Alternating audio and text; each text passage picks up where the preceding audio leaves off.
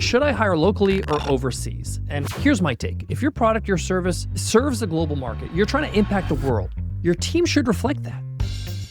Who you hire shapes the quality of your product, how well you understand your customers, and how fast or slow your business grows. It's not just about cost, it's about capability, it's about communication, it's about culture. So let's go over the pros of hiring overseas. Number one, I found that your costs are generally lower. You can often hire amazing talent at a fraction of what your local rates are, especially if you're living in a Western country like US, Canada, the UK, Australia, whatever it might be. I also say that you get more for your money. So you might get a senior, developer, engineer at the cost of maybe an entry-level engineer. This allows you to build your team earlier and even on a budget. Number two, global perspective. And I believe this is more important, more valuable than the cost pro of hiring overseas. If your customers are in different time zones, they speak different languages, have different cultures, are from different regions, then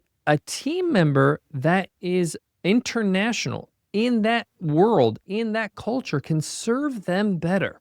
Third one I absolutely love is 24-hour coverage. If you are a champion of customer support in your business, if you want to make sure that your company is synonymous with amazing support, then 24-hour coverage is something that you want to think about. And if you want to have people working in regular hours or daytime hours, you need to have a global team. That way they could support your product and services while you sleep. That's a huge advantage. And offering 24-hour support allows you to be a global business. That means it doesn't matter where they are in the world, they can always get support from your business. But it's not all roses. What are the cons of hiring overseas? Well, time zone challenges. Collaboration can be slower if your team is spread out, meaning that if you have a team across 6 continents like I had at one time, you will have to use asynchronous communication a lot. This means that when your team members are posting something on your team collaboration application like Asana or Basecamp or whatever it might be, somebody might be sleeping and then they'll wake up in the morning and they'll see that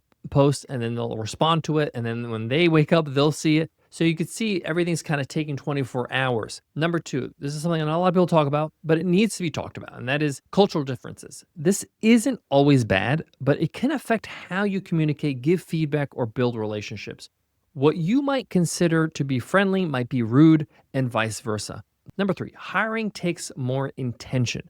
You need strong documentation when you're hiring internationally, clear SOPs, you need the tools to support a distributed team, like a great project management tool like Basecamp or Asana or whatever it might be. The point here is that you need to be streamlined. You just can't use Google Chat or Slack and just hope everything's going to work out. You need to have systems in place to make sure nothing falls between the cracks. So let's talk about hiring locally. What are some of the pros?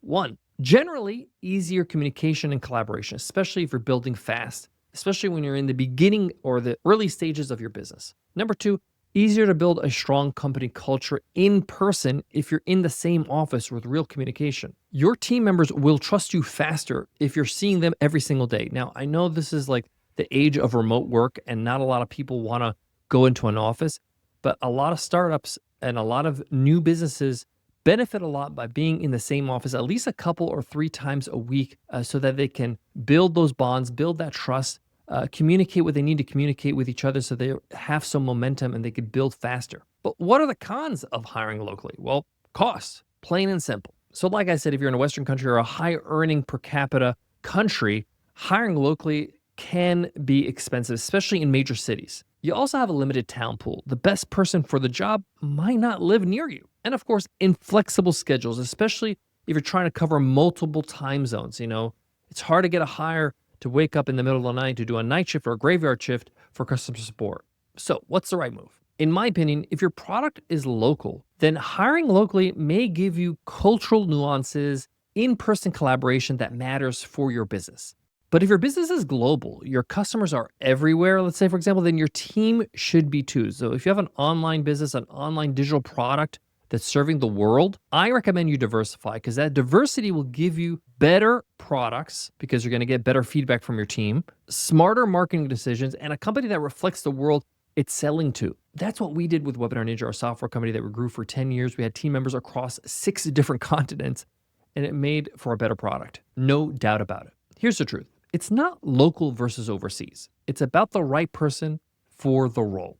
Sometimes they're down the street, and sometimes they're across the ocean. What matters is building a team that helps you serve your customers better. Your customers are the most important thing. They allow you to grow. And when you have a team, you move faster and you bring your vision to life, no matter where they're based. Thanks, Barry, for your Q&A question today on Q&A Wednesday. If you got a question you want to ask and you want it answered right here on the show, just go to 100mba.net/Q.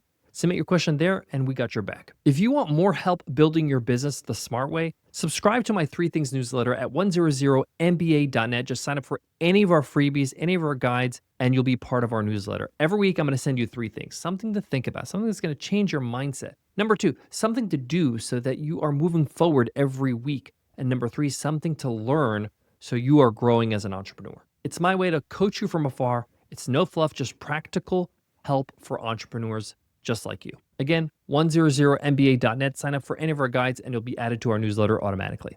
Thank you so much for listening, for consuming today's podcast episode. You are a doer. You're an action taker. You're my kind of person. You're my people. I can't wait to see you in the next episode. So I'll see you then. Take care.